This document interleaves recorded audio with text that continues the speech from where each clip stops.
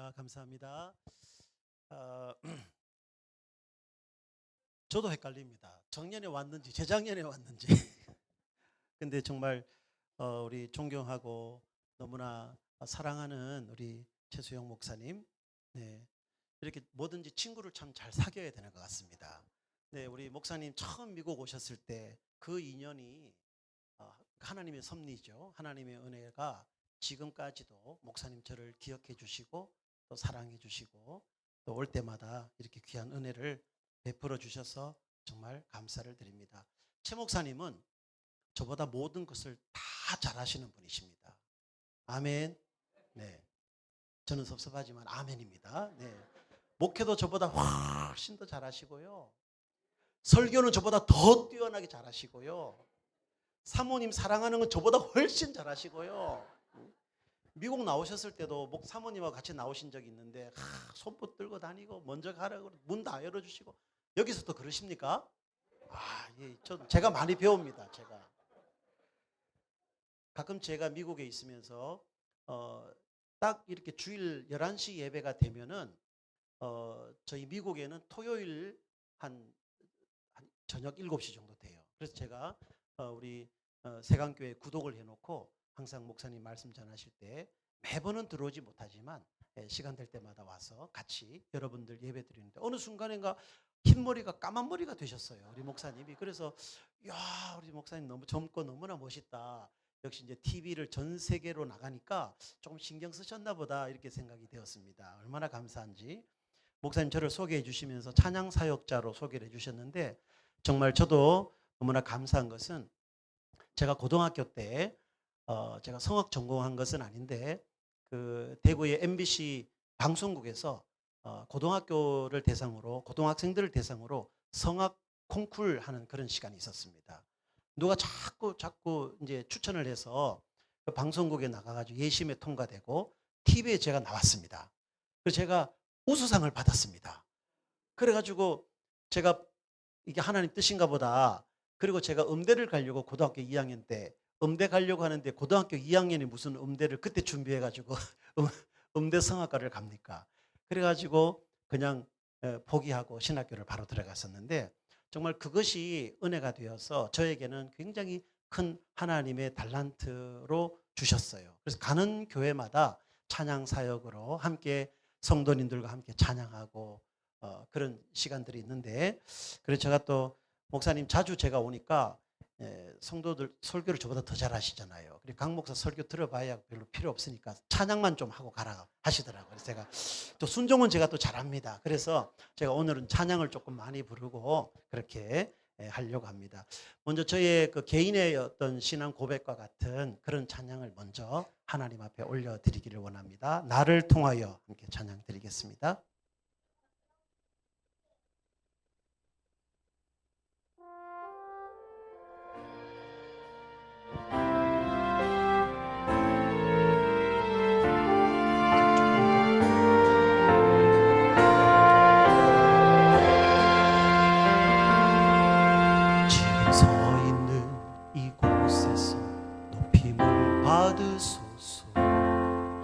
내가 밟는 땅 주님의 땅이니 하늘이 주의 이름 높이 올리고 넓은 바다가 주를 노래해 모든 만물 주를 경배해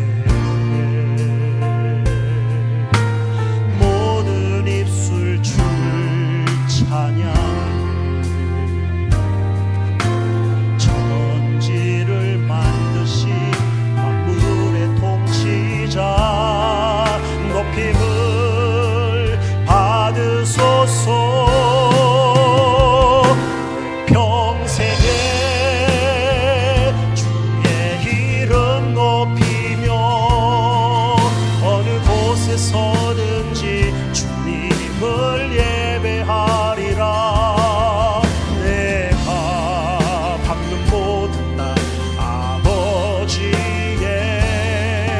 영광이 선포되어야 하리.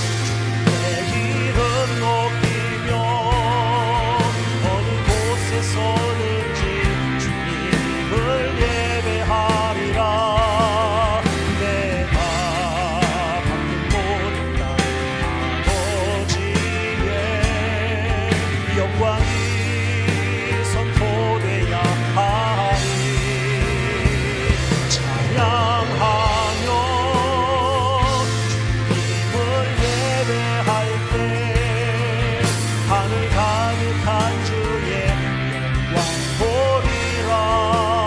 나를 통하여 나의 입술을 인하여 주의 이름 높임을 받으소서. 모든 영광 하나님께 드립니다. 할렐루야.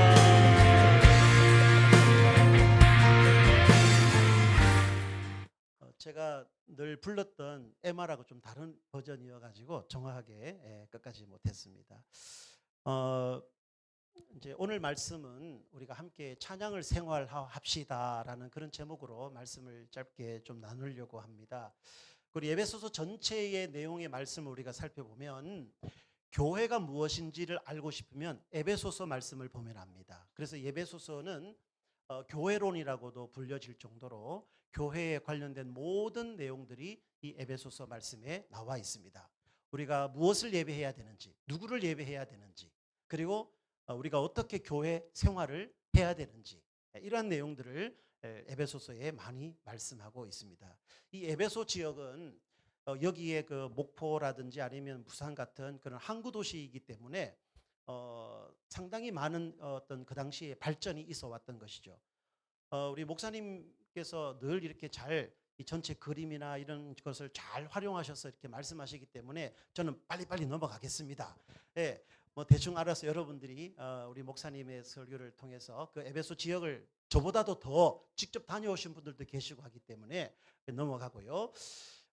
이제 이 에베소서는 이 바울이 3년 정도 그렇게 거기서 목회를 했던 그런 곳입니다.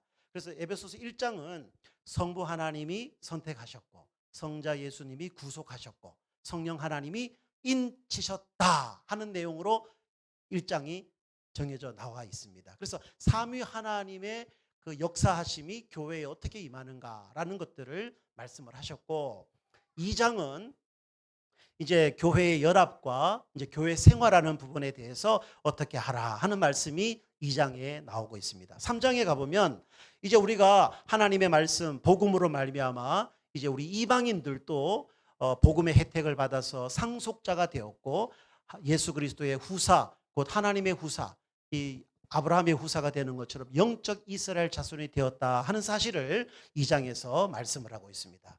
3장에 가보면 또 이방인의 상속자, 그다음 4장에 가보면 성령이 하나 되게 하신 것을 힘써 지키라라고 말씀하면서 교회를 향하여 하나 될 것을 연합할 것을 그렇게 말씀을 하고 있습니다. 그리고 5장에 들어와서 이제 여기는 이제 성령 충만할 때 이 모든 것이 가능하다라는 사실을 우리에게 말씀하시면서 성령 충만할 것을 우리에게 말씀해 주십니다. 성령의 지배를 받을 때만 우리가 교도할 수 있고 성령의 지배를 받을 때만 우리가 또 사회생활도 잘할 수 있고 교회생활도 잘할 수 있고 하는 이런 말씀들을 쭉 말씀해 주고 있습니다. 그래서 성령의 지배하심을 따라 우리가 살아갈 때에 우리의 입술이 바뀌어서 찬송의 생활이 나온다 하는 말씀까지 오늘 이 5장에서 주어지고 있습니다. 오늘 본문 읽었던 이 말씀과 똑같은 말씀을 해주신 말씀이 있는데 골로새서 3장 16절 말씀에 보면은 이렇게 말씀을 하고 있습니다. 그리스도 말씀이 너희 속에 풍성히 거하여 모든 지혜로 피차 가르치며 권면하고 시와 찬미와 신령한 노래를 부르며 마음의 감사함으로 하나님을 찬양하고 이렇게 말씀하셨습니다. 이 말씀을 통해서 볼 때 우리들 말고요. 성경이 쓰여졌던 그 초대교회의 성도들이 어떻게 찬송 생활을 했는가 하는 것을 우리가 이 말씀을 통해서 우리가 엿볼 수가 있는 것입니다. 골로새서의 말씀에 보면은 시와 찬미와 신령한 노래로 여호와께 찬양을 했다. 하나님을 찬양하고 노래했다라는 것을 말씀하고 있습니다. 여기 보면 시라는 말이 나오죠. 시. 오늘 우리 본문에도 시가 나왔지만은 이 시는 시편을 가리켜서 하시는 말씀입니다. 시편에 나와 있는 그 시가 대부분 하나님을 찬양하는 다 시로 가사로 되어 있지 않습니까? 그래서 화란 개혁교회에서는 지금도 시편만 찬송한다고 합니다. 개혁교회 전통은 시편을 부르도록 되어 있다고 합니다. 그리고 일본 개혁교회나 스코틀랜드 개혁교회, 화란 개혁교회도 지금도 그대로 시편만을 찬송하는 것으로 알려져 있습니다. 그 다음에 두 번째, 찬미로. 찬미라 그랬잖아요. 이 찬미는 뭐냐 하니까 오늘 우리 쉽게 말하면 찬송이라는 말입니다. 찬송. 예. 여러분, 찬송이라는 말이 뭐냐? 찬송 우리가 잘 아는 것처럼 그냥 부르면 찬송이 아니고요. 이 딱 기준이 있습니다. 찬송이 무엇인가 하면 성부 하나님, 성자 예수님, 성령 하나님께만 찬양하는 거. 이거를 찬송이라고 말씀하고 있습니다. 그래서 그 성부, 성자, 성령 하나님께만 영광 돌리는 가사로 되어 있는 것만 찬송으로 볼 수가 있는 것이죠. 그 다음에 나오는 신령한 노래들로 그랬거든요. 신령한 노래. 이제 이것이 우리가 이제 일반적으로 부르는 그런 찬양에 다 포함되는 말씀입니다. 그래서 여러분들이 우리가 찬송을 부를 때 조심할 것이 있는데, 우리가 찬송을 부를 때 첫째, 가사를 먼저 잘 봐야 됩니다. 특별히 저도 찬양 사역을 오랫동안 했기 때문에 이제 찬양 사역자들은 대부분 새로 나온 찬양들 막 부르고 싶어 합니다. 예, 새로 나왔다 그러면 막 배워가지고 이거 빨리 우리 교인들에게 알려줘야지, 이런 마음이 찬양 리더자들에게 다 있어요.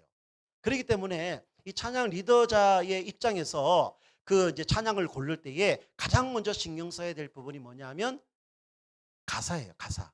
찬양 가사가 정말 신학적으로 오류가 없는지, 정말 우리 교회에서 함께 불러도 괜찮은 건지, 이것이 정말 하나님께 영광 돌리는 찬양인지, 아니면 우리가 다른 어떤 내용으로 기록됐는지, 이것을 잘 분별해 가지고 그 예배 시간에 맞게 찬송을 잘 선택해야 된다는 것입니다. 목사님, 뭐 아무거나 부르면 되는 거 아니에요? 아닙니다. 아무거나 그렇게 불러서 안 되는 것입니다. 여러분, 우리 교회 우리 찬송가에도 금지곡 있는 거 아세요? 부르지 말라고 한 거 아세요? 예.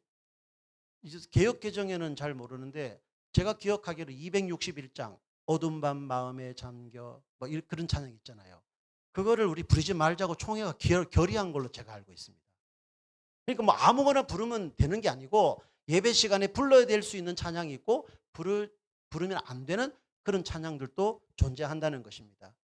교회에서 부르는 모든 복음성가들이 가운데는 이 가사를 잘 살펴봐야 됩니다. 그래서 외국에서 번역된 번안곡 중에서도 가사에 무슨 문제가 있는 이런 부분들을 우리 목사님에게 잘 여쭤보고, 아, 이런 건 좀 괜찮은 것 같다, 아, 이건 조금 안 했으면 좋겠다, 이런 부분들도 우리 목사님과 상의하면서 그렇게 예배의 찬송가를 불러야 되는 것입니다. 때로는 신학적으로 검증되지 않는 그런 내용의 찬양들을 우리가 찬양이라고 함부로 이렇게 부를 수도 없는 것이죠. 그래서 우리는 이 찬양을 부를 때에, 찬송을 부를 때에 부르는 순간에 하나님의 임재하심이 느껴져야 되는 것입니다. 악기를 다룰 때도 마찬가지입니다. 이제 우리 악기팀들 너무나 재작년보다 훨씬 업그레이드 된 것 같아요. 아, 너무나 감동적이고 너무나 감사한데요. 이 악기를 다루는 분들도 악기를 다루면서도 정확하게 이 악보를 잘했다는 것이 아니라 악기를 연주하면서도 하나님이 이곳에 임재한다는 것을 느끼면서 함께 악기를 다룰 때에, 악기를 연주할 때에 놀라운 하나님의 은혜와 역사가 일어날 줄 믿습니다. 음악 전공자들은요, 음악 전공자는 주일날 부를 찬송가 사실은요, 눈 감고도 부를 수 있습니다. 제가 대구에 반열교회를 사역을 했었는데 그때도 찬양 사역을 했었죠. 그런데 영국에서 공부하고 일본에 가서 오르간을 전공했어요. 그 전공한 자매님이 오셨는데 이분은 음악을 전공하신 분이기 때문에 찬송가에 나오는 그 찬송가는요, 눈 감고도 칠 수 있는 그런 실력이 있습니다. 그런데도요, 토요일 날, 이 자매는 토요일 날 오후에 본당에, 오늘 주보로 나온 주보 먼저 탁 받아가지고 본당에 올라가가지고 이 오르간 연주를 탁 하는데요, 2시간씩 연습을 합니다. 아니, 그거 전공자가 그거 뭐 딱 펴서 치면 바로 연주할 수 있잖아요. 그런데 그거를 2시간 연습. 제가 그걸 정확하게 봤어요, 시간을요. 그러니까 묵도성부터 시작해가지고 함께 회중 찬양, 그 다음에 또 찬송가 부르고 찬양대 그 할 때 하는 그 연주, 마지막 폐회순까지 그걸 쫙 연주를 하는데요. 한번 쳐보고 아, 됐네, 내려와도 되잖아요. 반복해서 한 번도 틀리지 않도록 철저하게 그렇게 연주를 하더라고요. 깜짝 놀랐습니다. 여러분, 이 자매가 연주를 못해서 하는 그렇게 연습하는 게 아닙니다. 그만큼 하나님께 영광 올려드리는 그 찬양에 우리 인간으로서 얼마나 기쁘고 감격스러운 겁니까? 그 순간에 내가 실수하지 않도록 그렇게 준비하고 하나님 찬양하는데 소홀하지 않겠다는 겁니다. 예배 드리는데 나 때문에 시험 들지 않도록 내가 최선을 다하고 내 스스로에게 부끄럽지 않는 그런 찬양을 하고 싶어하는 그런 마음으로 찬양을 하더라는 것입니다. 초대교회도 아무 노래를 불렀던 것이 아니라 오늘 골로새서 말씀하시는 것처럼 시와 찬미와 신령한 노래를 부른 것입니다.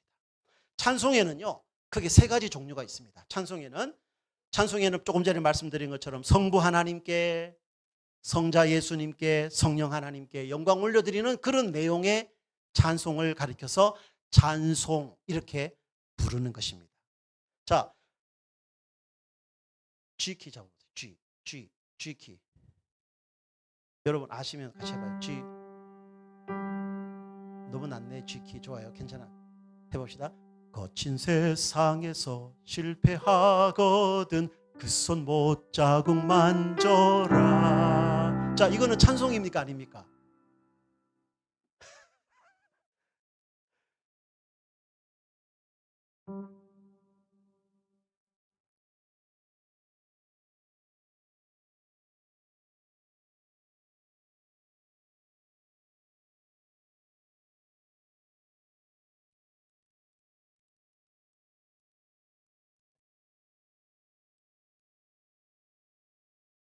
세상 실패하거든 그 손 못자국 만져라. 이건 하나님께 찬양하는 게 아니죠.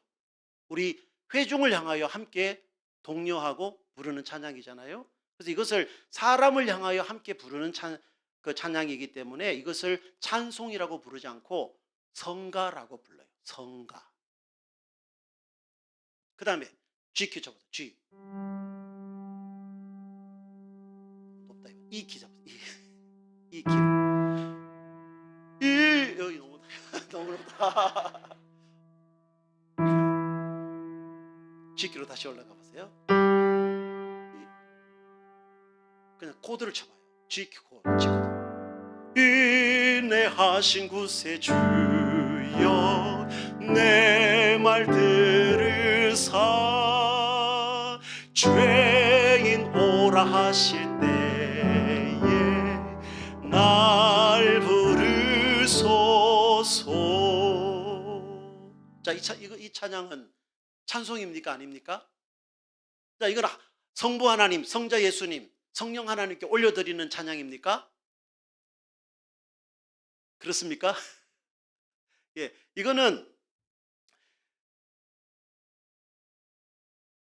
이것을 찬송이라 부르지 않고 복음성가라고 부릅니다. 그러니까 우리 찬송가에는 대부분 성부 하나님, 성자 예수님, 성령 하나님께 올려드리는 찬송은요, 대부분 거의 한 100장, 150장 안쪽에 다 있어요. 그것은 경배 찬양이라고 해가지고 우리 온전히 하나님께, 온전히 예수님께, 온전히 성령님께만 올려드리는 가사로만 되어 있어요. 이것을 찬송이라고 부르는 것이고, 우리 회중들에게 인내하신 구세주여 내 말 들어사 죄인 오라 하실 때 날 부르소서, 이렇게 우리가 서로 하나님의 복음을 함께 나누는 이걸 복음성가라 이렇게 부르는 것입니다. 그래서 여러분들이 가만히 제가 주보를 못 봤는데요, 대부분 여러분 주보를 딱 펼쳤을 때 오늘 예배 순서를 딱 보시면 대부분 우리 목사님들이 주일 낮 예배의 찬송을 아무렇게나 막 정하지 않습니다. 설교 앞전에 가장 먼저 여러분이 도착해서 가장 먼저 부르는 찬송은 다 100장 안쪽에 있는 찬송을 부릅니다. 왜? 하나님께만 영광 돌리고 성부, 성자, 성령 하나님께만 영광 돌리는 영광송을 먼저 찬송을 올려드리는 것입니다. 자, 우리 만복에 거는 하나님 한번 불러 찬양해 볼까요? 1장.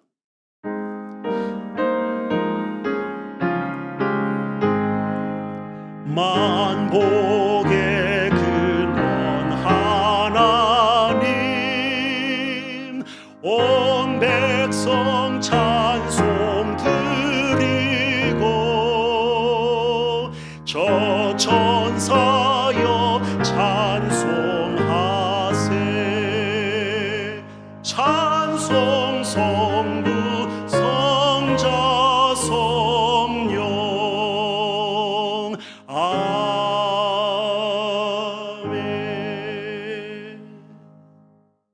이거는 어떤 찬양입니까? 성부, 성자 하나님만을 전적으로 높이는, 영광 돌리는 영광송의 대표적인 찬양이죠. 히브리서 2장 12절 말씀해 보면 이르시되 내가 주의 이름을 내 형제들에게 선포하고 내가 주를 교회 중에서 찬송하리라 하셨으며. 여러분, 여기 말씀하시는 이르시되는 내가, 이건 예수님이 말씀하시는 거예요. 내가 주의 이름은 하나님을 말씀하는 거예요.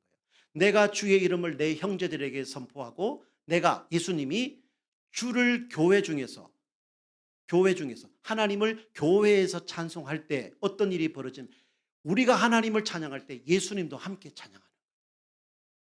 우리가 하나님께 영광 돌리고 하나님을 높일 때에 예수님께서도 함께 우리와 함께 하나님을 높이시겠다고 말씀하신 거예요.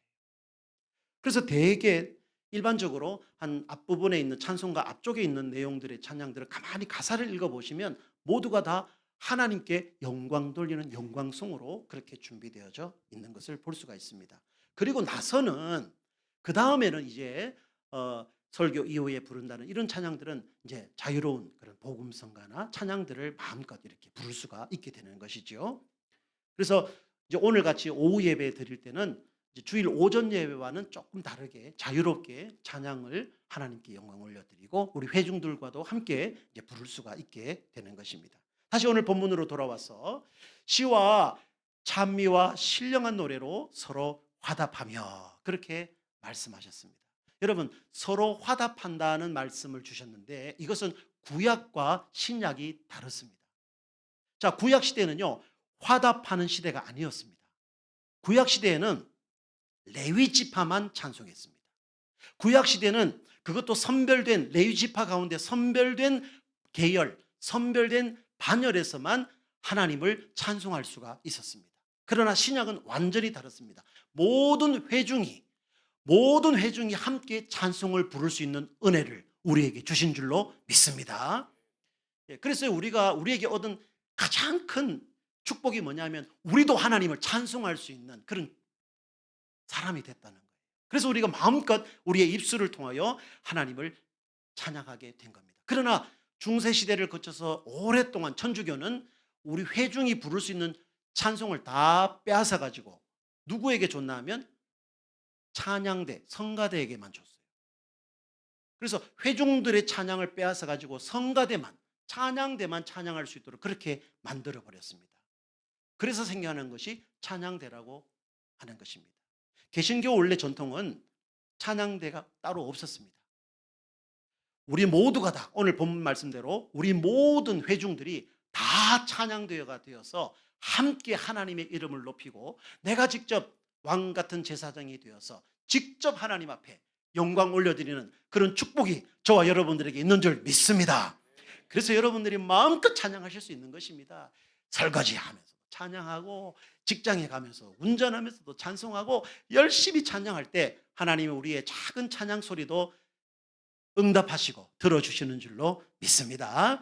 그래서 우리가 이 찬양을 부를 때에 또 몇 가지 또 조심할 부분이 있는데 저도 그런 실수를 했던 것 같아요. 이걸 제가 알고 보니까 나도 이런 실수를 했구나 하는 생각이 들었습니다. 어떤 거냐면 이런 거예요. 우리 찬양 부를 때 자, 우리 다 같이 은혜 받기 위해서 몇 장 찬송하겠습니다. 이렇게 말하는 거예요. 자, 뭔가 느낌이 오셨습니까? 은혜 받기 위해서 몇 장 찬송합시다. 맞는 것 같은데 여러분 한번 물어보겠습니다. 찬송하면 은혜를 받습니까? 못 받습니까? 여러분 찬송하면 은혜가 옵니까? 안 옵니까? 옵니다. 오지요. 찬양하면 은혜가 옵니다. 그런데 여러분 하나님이 주셔서 은혜를 받는 것이지 찬송이 은혜를 주는 도구는 아니라는 것이죠. 그럼 찬송 안 하고 기도하면 은혜가 옵니까? 안 옵니까? 기도해도 은혜가 옵니다. 왜요? 하나님이 주시니까요. 은혜는 하나님이 주시는 거예요. 그런데 하나님이 은혜를 주시는데 우리는 하나님 빼버리고 찬송하여 은혜 받읍시다. 그럼 찬송 안 하면 은혜가 안 오는 겁니까? 또 그런 것도 아니잖아요. 그래서 우리가 이런 실수를 할 수가 있다는 것이죠. 은혜를 목적으로 찬송을 이용하면 안 된다는 것입니다. 오직 우리가 은혜 받는 방편은 하나님의 말씀과 기도인 줄로 믿습니다. 그럼 찬송은 뭡니까? 곡조 있는 기도가 되는 것이죠. 또 하나 실수하는 것이 있습니다. 이런 것입니다. 우리 다 같이 준비 찬송 몇 장 하겠습니다. 종종 저도 실수를 범했고 또 실수를 범할 수 있는 그런 말 실수하는 거죠. 찬송은 찬송 그 자체로 하나님께 영광 돌리는 것이지 준비 찬송이 어디 있습니까? 무엇을 준비하자는 겁니까? 그렇죠. 그리고 우리가 나도 모르게 실수했던 부분이 바로 이런 부분들이었습니다. 찬송은 그 자체로 하나님께 영광 돌리는 것이기 때문에 준비 찬송이 따로 필요 없는 것입니다. 이런 것들을 우리가 참 조심해서 사용을 해야 됩니다. 근데 이건 제가 쓰지는 않았는데 어떤 장로님이 이렇게 하시더라고요. 자, 우리 찬송이나 한 장 하고 놉시다. 놀기는 놀아야 되는데 그냥 놀기는 그렇고 찬송이나 한 장 하고 놉시다. 참 우리가 그렇게 실수할 수 있는 것이죠.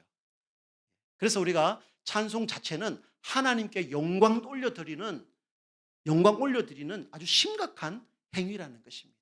그래서 우리가 찬양을 드릴 때에도 그냥 눈 감고 있거나 그냥 알아서 하겠지 이것이 아니라 그 찬송하는 그 자체도 하나님을 높이고 하나님께 영광 돌리는 시간이기 때문에 여러분 우리 집중해서 찬양 가사를 이 음악을 모르면 그 가사에 집중해서 하나씩 따라서 읽어도 그 찬양은 하나님이 받으시는 줄로 믿습니다.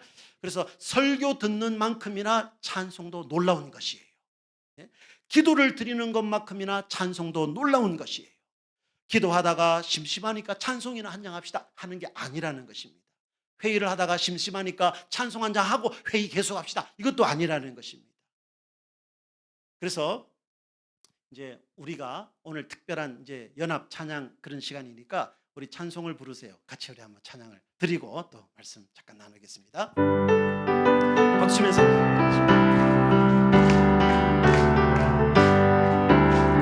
찬송을 부르세요. 찬송을 부르세요. 놀라운 일이 생깁니다. 찬송 기도를 드리세요. 기도를 드리세요.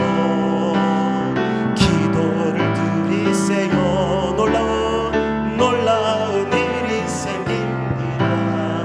기도를 드리세요. 서로 사랑하세요. 서로 사랑하세요. 서로 사랑하세요. 놀라운 일이 생깁니다.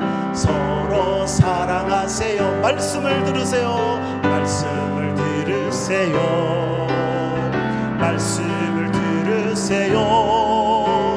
놀라운 일이 생깁니다. 말씀 들으세요. 아멘.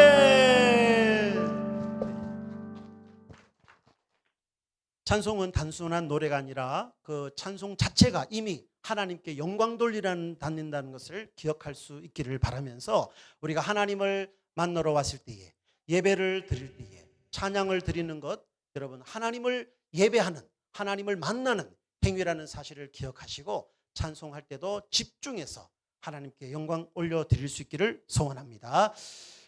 이제부터는 우리가 우리의 감정 그 다음에 우리의 생활 가운데서의 이 찬송이 왜 우리가 꼭 필요한지 그리고 그런 부분에 대해서 짧게 말씀드리기를 원합니다.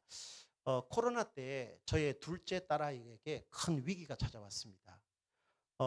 한국 대학도 마찬가지지만은 미국 대학도 저희 딸이 이제 생물학을 공부하게 되었는데 이제 어떻게 공부를 했는지 미국 대학에 들어가서 1년만 공부를 했는데 이 애가 성경을 안 믿는다는 거예요.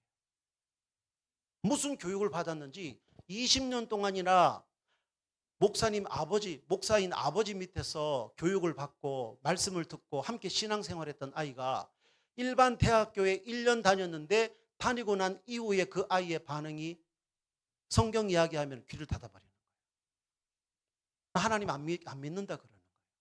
예수님 안 믿는다 그러는 거예요. 무슨 이런 일이 다 있습니까? 그러면서 세상 학문과 신앙이 충돌하면서 그 아이의 신앙이 확 이렇게 흔들리기 시작했습니다. 그러면서 코로나가 터져버렸습니다.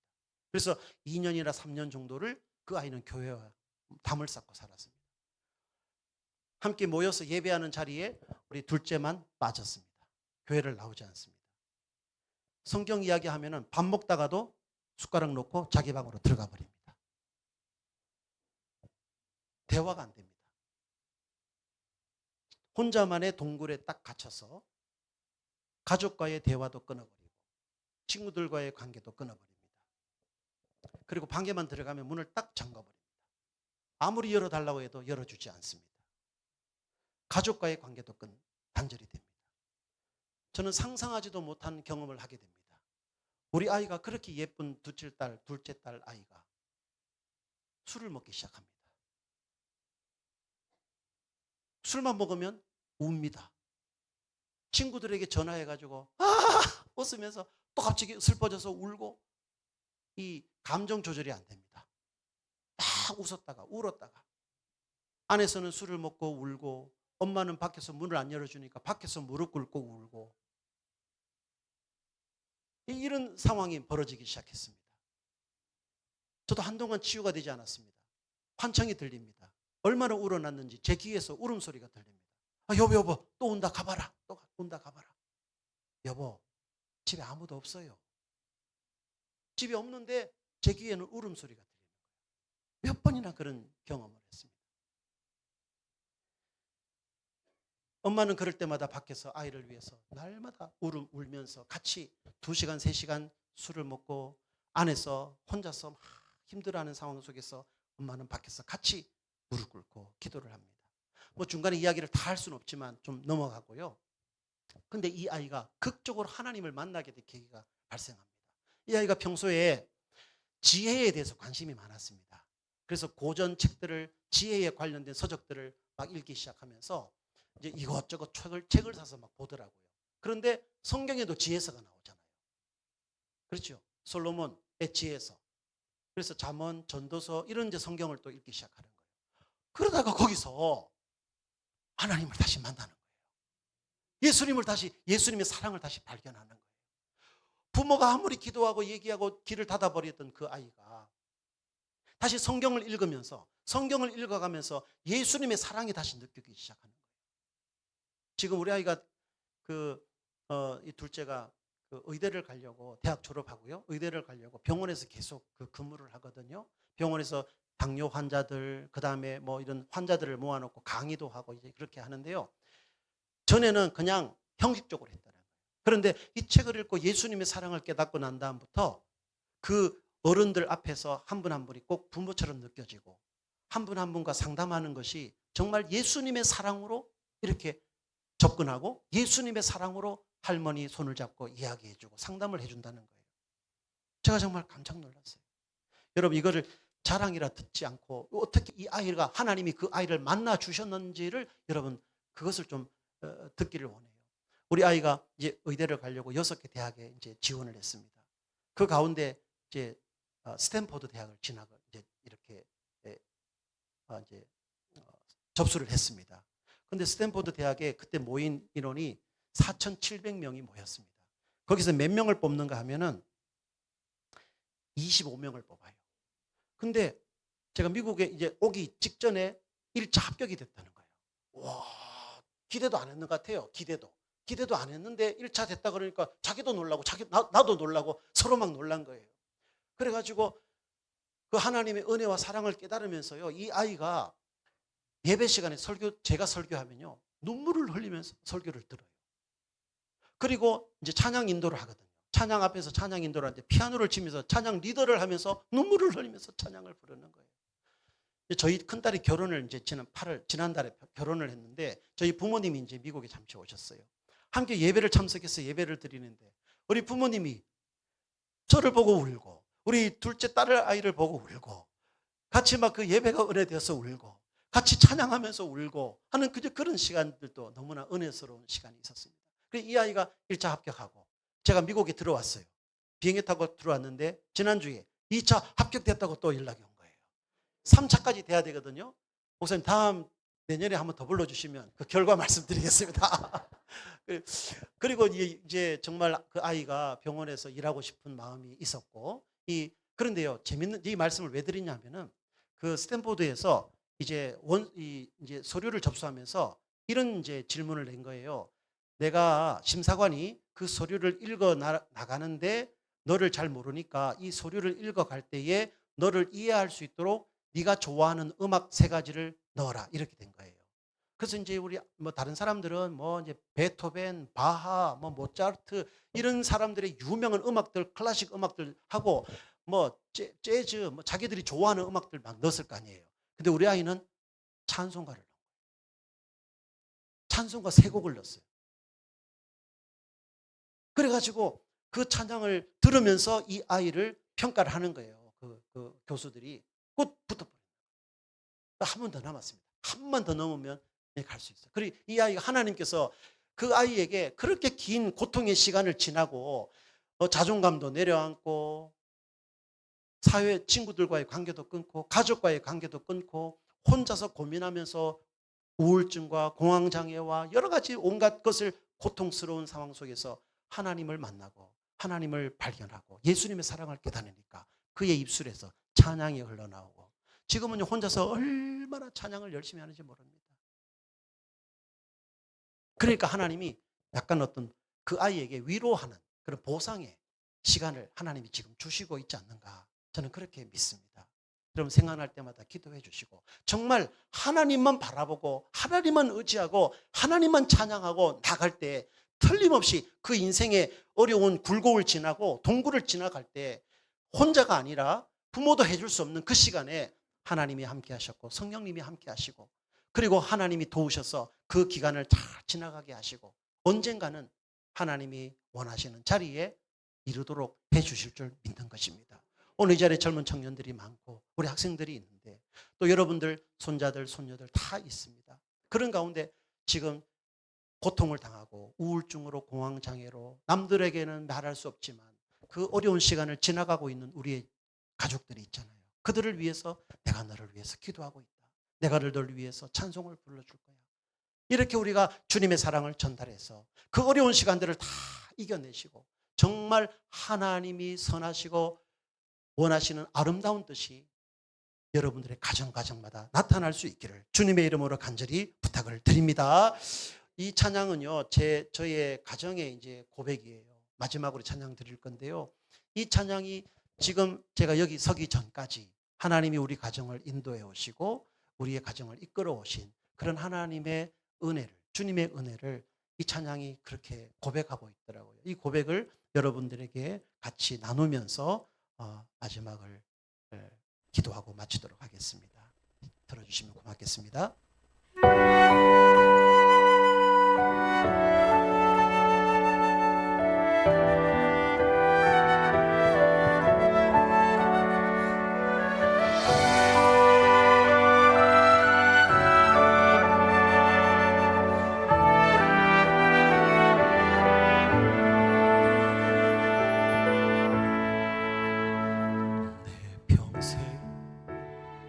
살아온 길 뒤 돌아보니 짧은 내 인생길 오직 주의 은혜라. 내 평생 살아온 길 뒤 돌아보니 짧은 내 인생길 오직 주의 은혜라. 주의 은혜라 주의 은혜라 내 평생 살아온 길 주의 은혜라 주의 은혜라 다함이 없는 사랑 달려갈 길 모두 마친 후 주 얼굴 볼 때 나는 공로 전혀 없도다 오직 주의 같이 찬양 드릴까요? 지금까지 지내온 것 주의 크신 은혜라. 한이 없는 주의 사랑 어찌 이루 말하랴. 차갑게나 주의 손이 항상 살펴주시고 모든 일을 주 안에서 형통하게 하시네. 주의 은혜라 주의 은혜라 내 평생 살아온 길. 주의 은혜라 주의 은혜라 다함이 없는 사랑. 주의 은혜라 주의 은혜라 내 평생 살아온 길. 주의 은혜라 주의 은혜라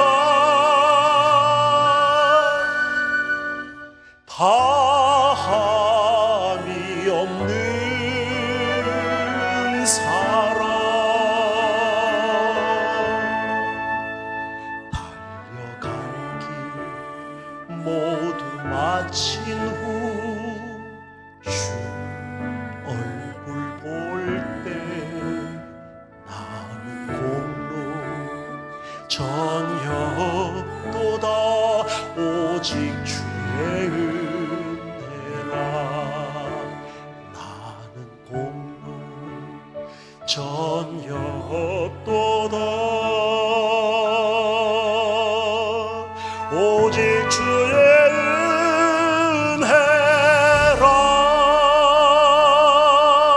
은혜라. 모든 영광 하나님께 올려드립니다.